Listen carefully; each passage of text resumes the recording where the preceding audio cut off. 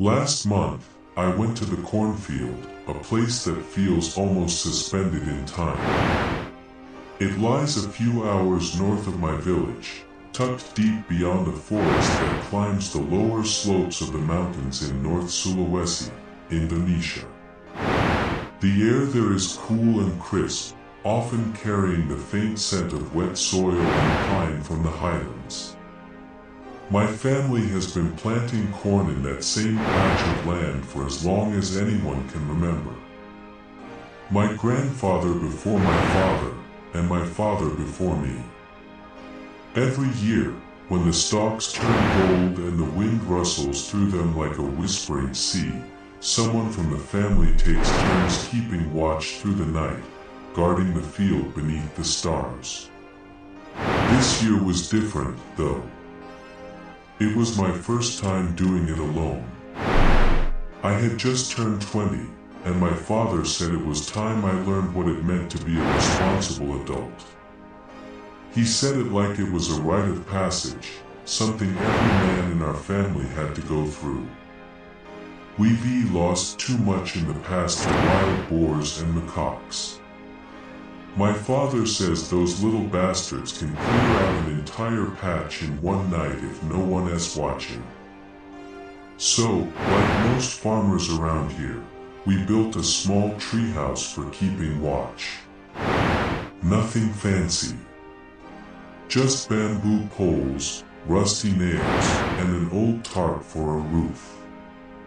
It sits high enough to see over the corn and into the tree line, but low enough to stay steady when the wind howls through the forest. The day before I left, my father was sitting on the porch, sharpening his machete. My younger brother had left for school a few hours earlier, leaving the house unusually quiet. "Make sure you bring enough batteries," he said. "And don't sleep too early.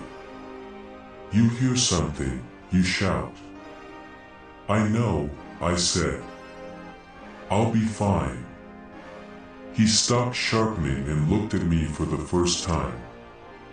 His face was half in shadow. "It's different now," he said. "Something has been scaring the dogs at night. They won't even go near the edge of the woods." I laughed it off.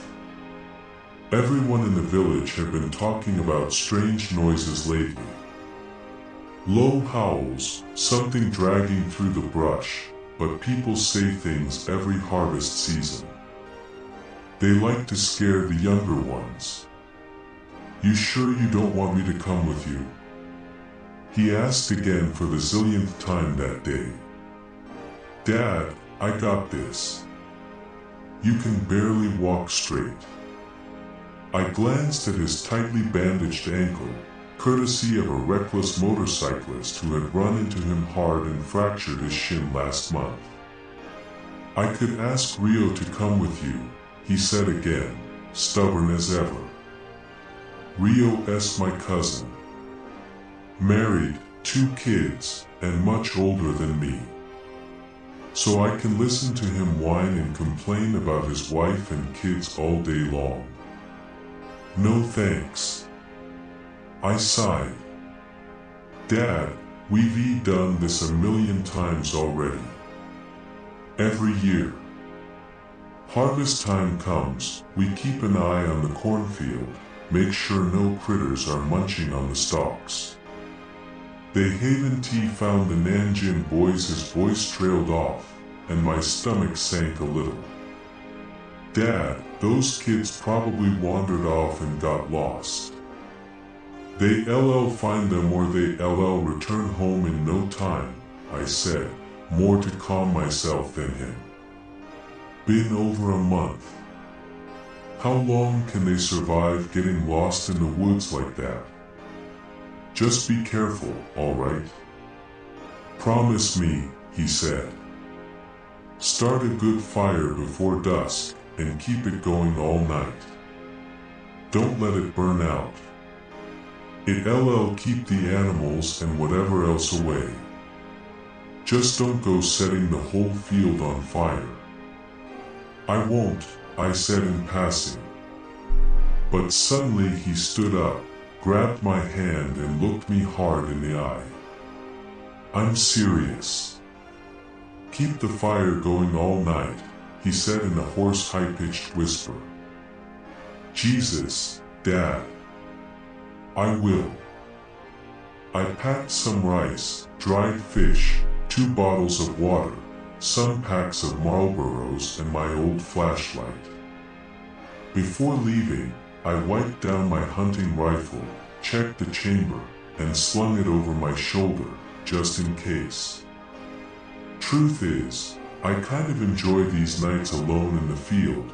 Every now and then a wild boar shows up, and if I'm lucky, I get to bring home some fresh meat. I set out before noon, when the air was still warm and smelled faintly of soil and corn pollen. The road wound north through the village, past rice fields and clusters of wooden houses, before narrowing into a rough, uneven stretch where the asphalt gave way to gravel and dirt. I drove my old pickup for nearly 2 hours, the engine growling as I climbed higher into the hills. The elevation wasn't particularly high, just enough for the air to cool and thin slightly, but the road that led there was a narrow, winding mess. I had to ease my foot on the gas, keeping both hands firm on the wheel to keep the truck from skidding off the cliffside. The higher I went, the denser the air smelled of pine resin. The teak trees that lined the lower roads gradually gave way to slender pines whispering in the wind. By midday, I arrived at the foot of a hill, where the ground leveled out into a small stretch of flat terrain. It was the only spot wide enough to park the truck safely without risking it rolling backward or sliding into the ditch. I parked near a cluster of pines where the trail ended, killed the engine, and listened for a moment to the hum of cicadas and the distant rush of water. The air smelled of sap and damp earth. From there, it was a steady walk uphill. The narrow path wound through patches of pine trees before dipping sharply downhill again, where it crossed a shallow stream that cut through the valley floor.